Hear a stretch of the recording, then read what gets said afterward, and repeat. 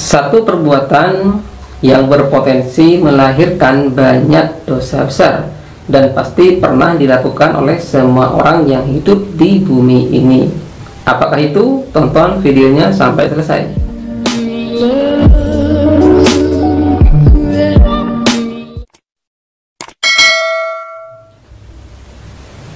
Assalamualaikum warahmatullahi wabarakatuh. Salam sejahtera buat teman-teman sekalian. Apa kabar Anda hari ini?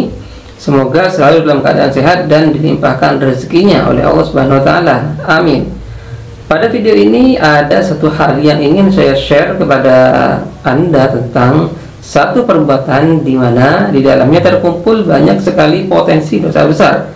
Anda tahu perbuatan apakah itu? Yaitu hutang. Benar, sejauh yang saya alami dan saya amati berdasarkan dari pengalaman, baik pengalaman pribadi maupun pengalaman teman-teman atau orang lain yang pernah saya temui, saya berkesimpulan bahwa hutang sangat berpotensi memicu lahirnya perbuatan dosa lain yang tidak hanya satu dosa saja, tetapi bisa beberapa dosa sekaligus. Tentu saja ini adalah sebuah pendapat pribadi saya. Terlepas dari benar atau tidaknya, mungkin teman-teman sekalian bisa menilainya sendiri, terutama Anda yang saat ini sedang punya hutang atau sedang memberi hutang kepada orang lain. Silahkan renungkan potensi dosa apakah yang tersembunyi di balik hutang.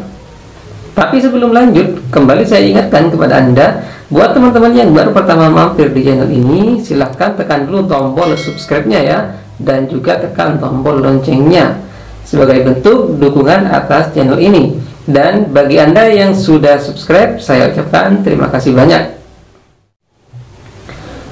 Oke, lanjut ya teman-teman. Terkadang kita sering menyepelekan masalah hutang, seakan-akan menganggap orang yang kita hutang itu memiliki uang yang banyak sehingga tidak perlu untuk kita segera melunasinya. Ini adalah sebuah perspektif yang menurut saya adalah salah. Kenapa? Karena belum tentu orang yang memberi pinjaman itu hidupnya lebih baik dan lebih mampu secara ekonomi daripada orang yang diberi pinjaman alias yang berhutang. Mungkin saja dia memberi kita pinjaman karena merasa kasihan kepada kita. Maka sudah sepatutnya kita mawas diri dan punya itikad baik saat berhutang, yaitu tidak menyepelekan hutang. Kita perlu berusaha keras mencari cara atau melakukan segala upaya untuk bisa segera melunasinya. Ingat, dalam Islam hutang adalah sebuah perbuatan yang dosanya di bawah mati. Dalam sebuah hadis dijelaskan yang artinya semua dosa orang yang sudah mati akan diampuni kecuali hutang.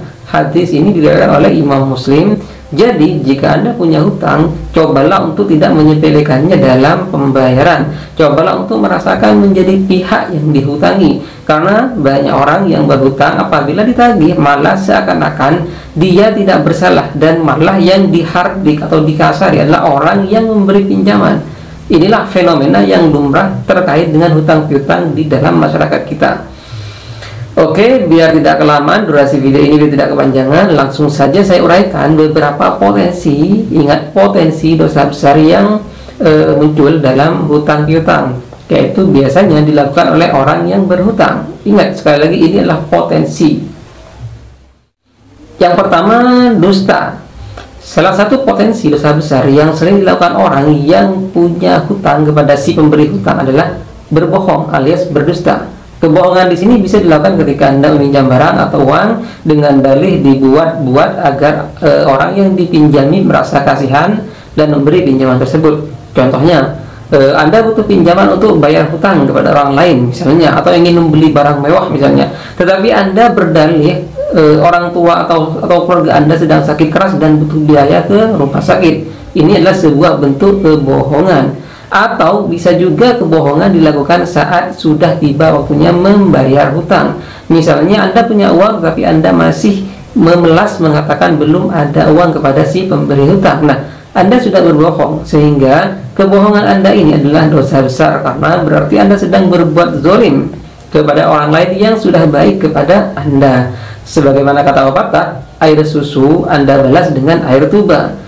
Perbuatan dusta akan melahirkan dusta-dusta berikutnya. Karena sekali seseorang berkata bohong, maka ia akan mudah dan terbiasa untuk berkata bohong untuk kedua kalinya, ketiga kalinya, keempat kalinya, hingga berpuluh-puluh kali. Karena bohong adalah senjata setan menjerumuskan kita ke dalam api neraka. Dalam Islam pun perbuatan dusta termasuk salah satu dari 30 dosa besar. Bayangkan teman-teman, dosa besar. Dari Abdurrahman bin Abi Bakrah, dari bapaknya radhiyallahu anhu, dia berkata bahwa Nabi SAW pernah bersabda, "Perhatikanlah wahai para sahabat, maukah aku tunjukkan kepada kalian dosa-dosa yang paling besar?" Beliau SAW mengatakannya sebanyak 3 kali.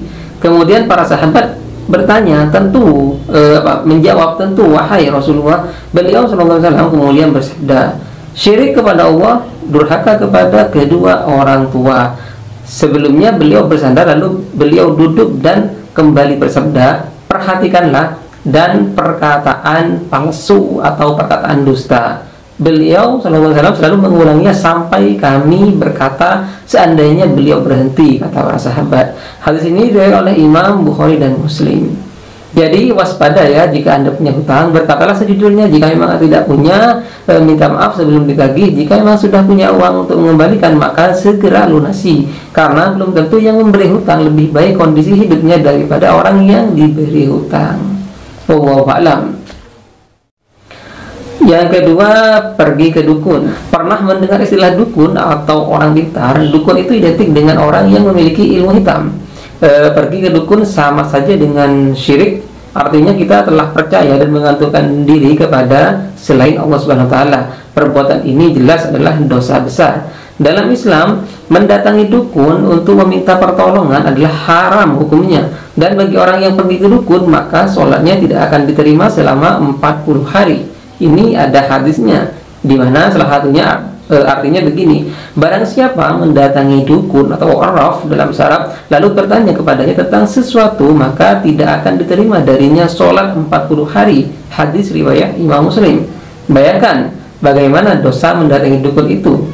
Lantas apa hubungannya dengan orang yang berhutang atau punya hutang? Nah, walau terbilang kasus yang langka atau jarang terjadi, tetapi saya yakin pasti ada di belahan bumi ini orang yang melakukannya, di mana orang yang ingin meminjam uang atau barang kepada saudara atau tangganya terlebih dahulu pergi ke dukun untuk menguruskan tujuannya tersebut. Dengan bantuan dukun itu, orang yang akan dipinjami akan diguna-guna atau disihir sehingga langsung mengiyakan saja ketika dipinjami, atau minimal merasa kasihan kepada orang yang mau pinjam. Karena jika tidak demikian, kemungkinan untuk diberi pinjaman sangat kecil sekali. Padahal kita butuh pinjaman itu. Berbeda halnya jika kita pinjam ke rentenir atau ke bank yang jelas-jelas ada bunganya, ada ribanya. Pasti berapapun kita pinjam akan diberikan selama ada jaminan. Na'udzubillah. Yang nomor 3, berkhianat atau tidak amanah atau tidak tepat janji. Nah, kemudian potensi dosa besar yang berikutnya yang sangat-sangat berpotensi dilakukan oleh orang yang punya hutang yaitu khianat terhadap amanah. Misalnya, Anda berjanji akan membayar hutang besok, tetapi ketika esok hari tiba Anda pergi menghilang sehingga orang yang menagih hutang tidak bertemu dengan Anda. Ini adalah sebuah bentuk khianat terhadap amanah alias ingkar janji. Jika demikian, Anda bisa dikatakan termasuk orang munafik. Kenapa? Karena ciri orang munafik itu ada 3, sebagaimana hadis Nabi SAW. Apabila berkata dia dusta, apabila berjanji ia ingkar, dan apabila diberi amanah ia berkhianat. Na'udzubillah. Yang keempat, iri dan dengki. Satu lagi potensi dosa yang berpotensi muncul dalam hutang piutang yaitu rasa iri dan dengki kepada orang lain. Rasa iri ini bisa muncul kepada orang yang dihutangi atau kepada orang lain yang hidupnya tidak punya hutang. Ketika orang sudah iri, maka segala cara bisa dilakukan untuk mencelakai orang yang didengkinya. Minimal orang tersebut tidak senang atau minimal orang yang diiri atau didengkinya itu akan mengalami hal-hal buruk sehingga hidupnya tidak lagi berjalan mulus atau baik-baik saja dan sebagainya. Dan sifat iri ini bisa menjadi malapetaka baik bagi dirinya sendiri, lebih-lebih bagi orang lain. Na'udzubillahi min dzalik ya. Nah, itulah beberapa jenis potensi dosa besar yang menurut saya sangat rentan sekali muncul dalam hutang piutang. Tentu saja sekali lagi ini hanyalah pendapat saya pribadi, jadi belum tentu pendapat saya ini benar. Ini hanya sebuah prediksi saja, sebuah pandangan saja setelah mengamati dari berbagai banyak pengalaman, baik pengalaman pribadi maupun teman-teman atau orang di sekitar saya tentang perilaku orang yang punya hutang, terutama orang yang berhutang dan tidak punya itikad baik untuk melunasi. Untuk itu, jika memang kita terpaksa harus berhutang, jadilah penghutang yang jujur dan amanah. Tepati janji yang dibuat. Jika memang pada saat waktu pelunasan tiba Anda belum punya uang, minta maaflah dan minta tambahan waktu dengan cara yang baik. Dengan syarat Anda harus jujur. Jangan lupa ikhtiar, berdoa dan tawakal kepada Allah Subhanahu wa taala, karena hanya Dia yang Maha Pemberi rezeki. Demikian yang bisa saya share pada video kali ini. Jika ada pendapat lain atau ada unek-unek ingin disampaikan, bisa teman-teman sekalian share di kolom komentar ya. Apabila ada kata-kata yang kurang berkenan, saya mohon maaf yang sebesar-besarnya. Wallahul muwaffiq ila aqwamit thoriq. Wassalamualaikum warahmatullahi wabarakatuh. Sampai jumpa di video selanjutnya.